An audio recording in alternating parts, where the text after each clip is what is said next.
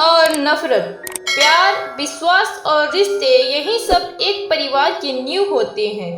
लेकिन कभी कभी कुछ ऐसी घटनाएं घटित हो जाती है जो इन रिश्तों को खोखला कर देती है। कहानी एक छोटे से गांव की है जहां एक परिवार अपने साधारण जीवन में खुश रहता था। इस परिवार में 4 सदस्य थे: पिता रामू, माँ सोनी, बेटा अर्जुन और उसकी पत्नी प्रिया। अर्जुन की शादी को कुछ साल हो गए थे और उनकी जिंदगी सामान्य चल रही थी। प्रिया का नाम गांव में अच्छे से लिया जाता था। वो बहुत प्यारी, समझदार और शांत स्वभाव की लड़की थी, लेकिन उसके दिल में एक गम था जो हमेशा उसे परेशान करता था। उसकी माँ का निधन तब हुआ था जब वह बहुत छोटी थी। उसके बाद से उसने खुद को अकेला महसूस किया था, लेकिन अर्जुन ने उसे बहुत प्यार और सहारा दिया था। सोनी, प्रिया की भाभी, उसकी सास एक साधारण गृहिणी थी, लेकिन उसकी आंखों में हमेशा एक गम और नफरत की परछाई होती थी। वह कभी भी प्रिया को अपने दिल से स्वीकार नहीं कर पाई थी। वह उसे एक बाहरी सदस्य मानती थी और हमेशा उसे किसी न किसी कारण से तंग करती रहती थी।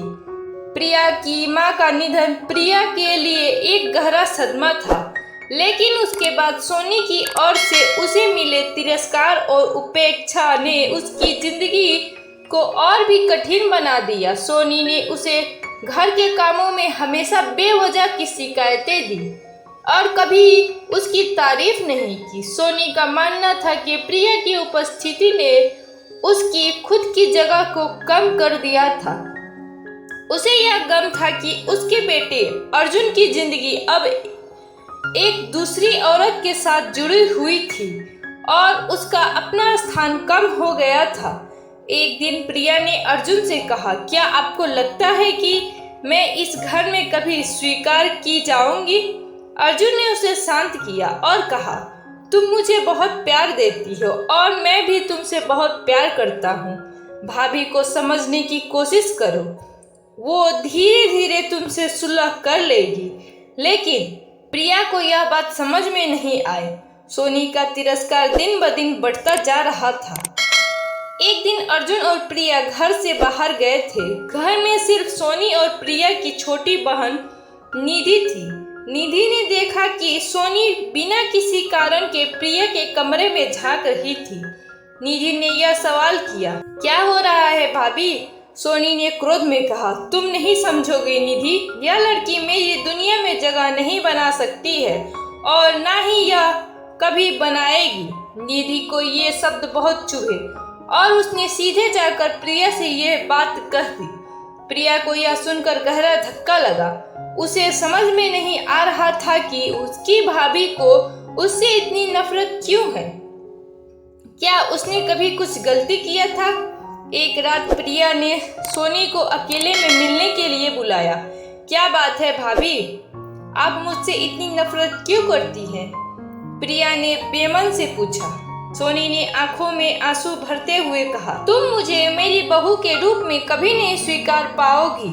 तुमने मुझे कुछ भी नहीं छीना, लेकिन मैं हर दिन तुम्हारे सामने अपनी हार महसूस करती हूँ।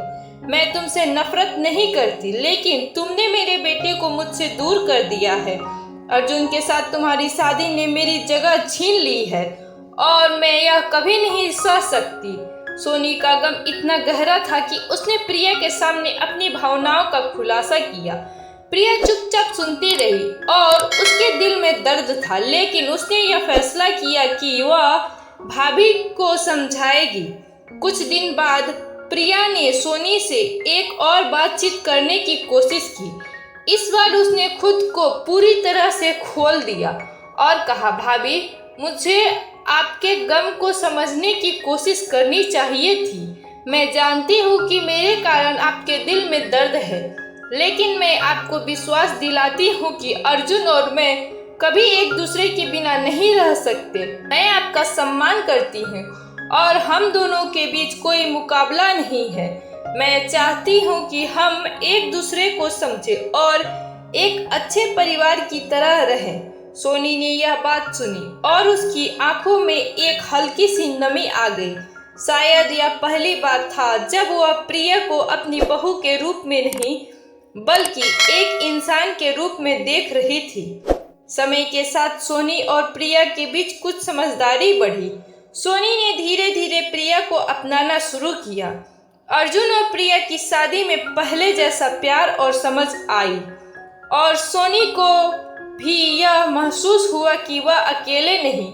उनके बीच की नफरत और गम का पर्दा अब धीरे धीरे उठने लगा था।